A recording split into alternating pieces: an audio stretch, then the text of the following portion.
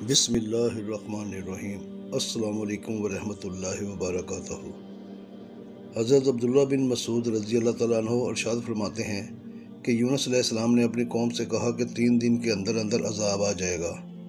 چنانچہ ہر والدہ کو اس کی اولاد سے جدا کر دیا گیا۔ پھر ساری قوم گھر سے نکلی اور خدا تعالیٰ کی بارگاہ میں خوب گڑ گڑائی اور اپنے گناہوں کی معافی مانگی، تو اللہ تعالیٰ نے ان سے عذاب کو روک دیا۔ حضرت یونس علیہ السلام عذاب خدا بندی کے منتظر رہے، لیکن ان کو کچھ آثار نظر نہ آئے۔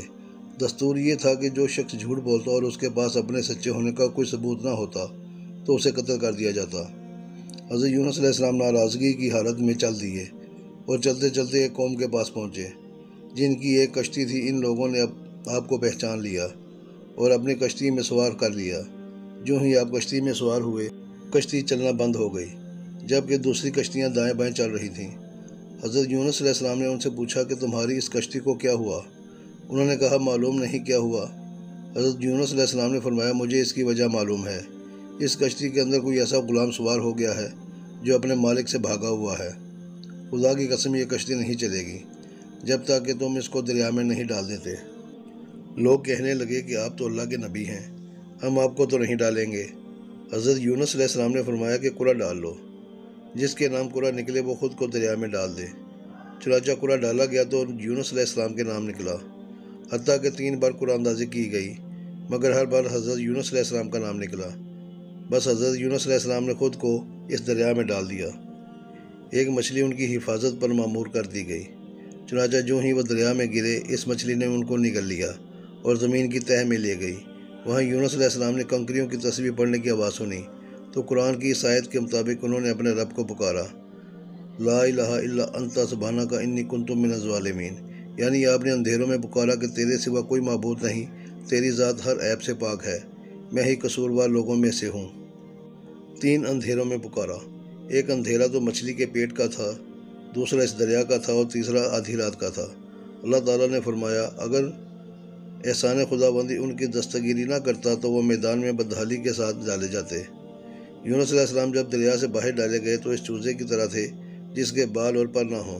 پھر اللہ تعالیٰ نے اس جگہ ایک بیلدار درخت لگا دیا، آپ اس کا سایہ حاصل کرتے رہے۔ ایک دن وہ درخت خشک ہو گیا تو آپ اس کے خشک ہونے پر رونے لگے۔ اللہ تعالیٰ نے ان کی طرف وحی فرمائی کہ ایک درخت کے خشک ہونے پر آپ کو رونا آیا، لیکن 1 لاکھ سے زائد لوگوں کی حالت پر آپ کو رونا نہیں آیا۔ آپ تو چاہتے تھے کہ وہ ہلاک ہوں۔ حضرت یونس علیہ السلام وہاں سے نکلے تو دیکھا کہ ایک غلام بکریاں چلا رہا ہے۔ اس سے دریافت فرمایا کہ اے غلام تم کس قوم کے ہو؟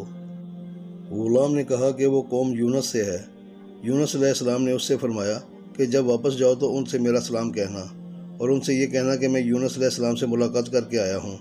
غلام نے کہا کہ اگر آپ واقعی یونس علیہ السلام ہیں تو آپ تو جانتے ہیں کہ جو شخص جھوٹا ثابت ہو، اس کے پاس کوئی ثبوت بھی نہ ہو تو اسے قتل کر دیا جاتا ہے۔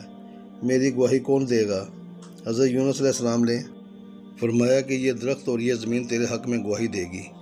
غلام نے یونس علیہ السلام سے کہا کہ آپ ان دونوں کو حکم دے دیں، تو یونس علیہ السلام نے ان دونوں سے فرمایا کہ جب یہ غلام تمہارے پاس آئے تو اس کے حق میں گواہی دینا۔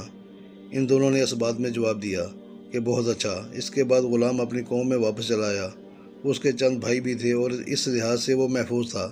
غلام نے بادشاہ سے کہا کہ میری یونس علیہ السلام سے ملاقات ہوئی تھی، وہ آپ سب کو سلام کہہ رہے تھے۔ بادشاہ نے اس غلام کے قتل کا حکم صادر کیا۔ غلام نے کہا کہ اس کے پاس ثبوت موجود ہے، آپ میرے ساتھ لوگوں کو بھیجیں۔ چنانچہ جب لوگ اس درخت اور اس جگہ پر پہنچے تو غلام نے خدا کا واسطہ دے کر ان سے کہا کہ کیا یونس علیہ السلام نے تم کو گواہ نہیں بنایا تھا؟ دونوں نے کہا کہ ہاں، ہمیں گواہ بنایا تھا۔ لوگ سہمے ہوئے واپس آئے کہ عجیب بات ہے کہ درخت اور زمین تیرے حق میں گواہی دیتے ہیں۔ بادشاہ کے پاس حاضر ہو کر آنکھوں دیکھا حال سنایا تو بادشاہ نے غلام کا ہاتھ پکڑا اور اسے اپنی جگہ پر بٹھا دیا اور کہا کہ تم اس منصب کے مجھ سے زیادہ حقدار ہو۔